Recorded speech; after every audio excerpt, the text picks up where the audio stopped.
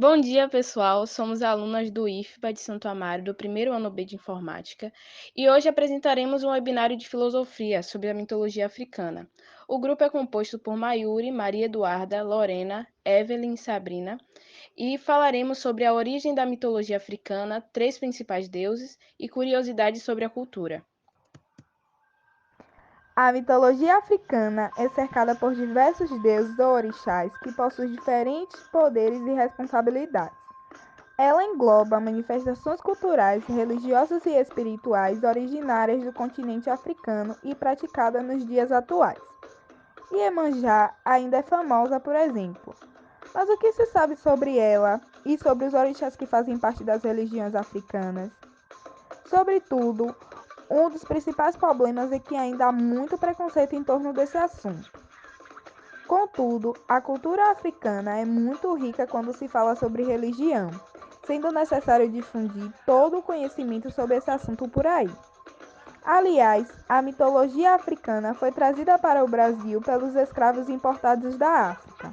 Além disso, parte dos deuses dessa religião tem relação com a religião nigeriana Yorubá. A mitologia africana se relaciona com a religião nigeriana, que tem em torno de 400 deuses, e cada um deles tem suas características e seus significados. Portanto, é possível perceber que no meio da mitologia africana há muita diversidade, inclusive entre os deuses. Enfim, conhecida também como mitologia dos Yorubais, a mitologia africana tem um deus supremo, o Olorum, ou seja, ela é monoteísta. Ela também possui os orixás, que são os deuses africanos. Cada um deles representa uma força da natureza. Para os africanos, Olorum foi o responsável por criar todas as coisas do mundo, incluindo os outros deuses. Então, Oxalá foi quem criou os humanos, mas eles não vieram na primeira tentativa. Eles tentaram criar os seres humanos a partir da água, do ferro, do ar, da madeira e até do fogo. Por fim, foi Nanã, outra divindade que sugeriu usar o barro para criar os seres humanos. Ogum. Ogum é uma divindade de origem africana, entre aspas, orixá, cultuada em religiões afro-brasileiras como a Umbanda e o Candomblé. Ogum, ele é um orixá guerreiro, conhecido pela sua coragem e sua força. E, aliás, em Yorubá, grupo étnico-linguístico da África Ocidental, Ogum significa guerra. Além disso, ele é o senhor da metodologia, tendo domínio sobre o ferro e o aço, e todas as ferramentas feitas por esses materiais, como a lança, o martelo, a faca, a ferradura e a enxada. É um orixá associado à luta e também ao trabalho, patrono tanto dos militares quanto dos trabalhadores braçais, sobretudo os ferreiros. Embora ele não seja um orixá agrícola, Ogum ele tem uma conexão com o plantio e a colheita, porque foi ele quem fez as primeiras ferramentas utilizadas na agricultura, como a enxada e a foice. No candomblé e na umbanda, ele está associado a São Jorge. Não é incomum que divindades de tradições religiosas africanas sejam representadas por santos católicos, já que no passado o culto aos orixás era proibido aqui no Brasil. E por isso, os negros escravizados passaram a associar muitos desses orixás aos santos católicos. O fenômeno ficou conhecido como secretismo religioso. Quem ele representa? Ogum, ele é um orixá representado pela figura de um guerreiro. Ele é considerado o orixá que possui a maior proximidade com os humanos depois do Exu. Sendo geralmente representado sob a figura de um guerreiro, ele estabelece um arquétipo de luta e conquista aos que dedicam a sua adoração. Seu grau de importância é tamanho, pois ele é o orixá conhecedor de segredos. Ele sabe muito bem como fabricar os instrumentos necessários para a batalha e para o trabalho na terra. Por conta dessas habilidades, observamos que várias das representações dessa divindade costumam colocá-lo empunhado uma espada, uma enxada, uma pá. E de acordo com a metodologia africana, Ogum era filho do rei Odudua, fundador da cidade de Ifé. E apesar dele viver os privilégios de um príncipe, Ogum era uma figura bastante inquieta e gostava muito de representar o seu pai nas lutas. seus símbolos e suas cores. Seu símbolo é a espada, e suas cores são vermelho na Umbanda, o azul, o branco e o verde no Candomblé. No secretismo das regiões afro-brasileiras, como eu já falei, Ogum é associado a São Jorge, cultuado santo guerreiro na religião católica. Por isso, comemora-se o dia de Ogum no mesmo dia de São Jorge, dia 23 de abril, e seu dia da semana é terça-feira. No candomblé, Exu é um dos maiores orixás, um tipo de divindade. É uma espécie de mensageiro que faz a ponte entre o humano e o divino, e muitas vezes é descrito como sendo travesso, fiel e justo. Exu recebeu a missão de fazer a comunicação entre os seres humanos e o plano divino.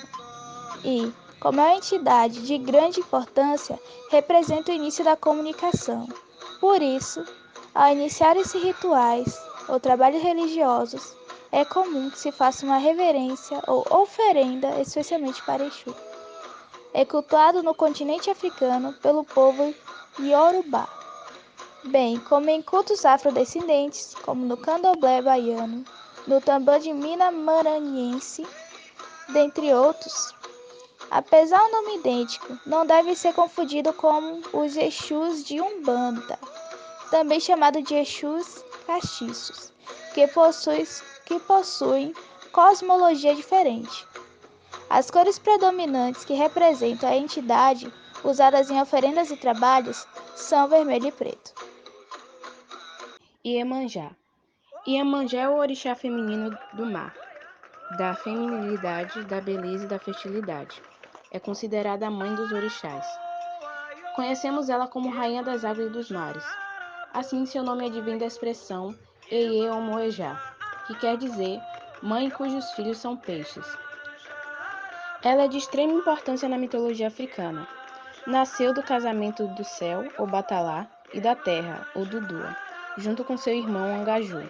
Ela passou a representar as águas e Angaju foi a divindade responsável pelo controle das terras. Na união ocorrida entre ambos, nasceram os primeiros orixás a habitarem a terra. Considerada a mãe dos orixás, ela simboliza o ideal de mãe bela. Por isso, sempre recebem suas oferendas perfumes, flores, espelhos, pentes e etc. Assumindo seu sentido materno, ela também é referenciada como uma importante divindade para aqueles que buscam consolo e proteção a fim de enfrentar os problemas na vida presente. Seu dia da semana é sábado, sua cor azul claro e sua saudação é Odoiá. Bom dia, quem fala é Evelyn e hoje eu vim ressaltar curiosidades sobre a cultura africana. A mitologia africana engloba manifestações culturais, religiosas e espirituais originárias do continente africano e praticadas nos dias atuais. Pouco se sabe sobre as definições e conceitos que envolvem a mitologia africana. Entretanto, as religiões e aspectos que sobre a cultura africana são bastante ricas quando o assunto é religião. Além disso, são práticas e costumes desenvolvidos no continente africano, além do Brasil. Uma prova de que se conhece pouco sobre a cultura religiosa africana é que quase não se sabe sobre os deuses e seu costume. Isso porque todo conhecimento sobre a mitologia africana é envolto de preconceitos e definições errôneas. Você sabia? O orixá é uma força pura e imaterial, a qual só se torna perceptível aos seres humanos manifestando-se um deles. O ser escolhido pelo orixá, um de seus descendentes, é chamado seu Elegum. O culto aos orixás, deuses iorubás, nasceu na Nigéria, da Omi Togo. O termo Yorubá aplica-se a um grupo étnico e linguístico de milhões de indivíduos e denomina hoje um povo, um idioma, uma cultura e uma nação. Outra curiosidade bastante interessante é a diáspora africana. É o nome dado a um fenômeno histórico e social caracterizado pela imigração forçada de homens e mulheres do continente africano para outras regiões do mundo. Esse processo foi marcado pelo fluxo de pessoas e culturas através do Oceano Atlântico e pelo encontro e pelas trocas de diversas sociedades e culturas, seja nos navios negreiros ou nos novos contextos que os sujeitos escravizados encontraram fora da África.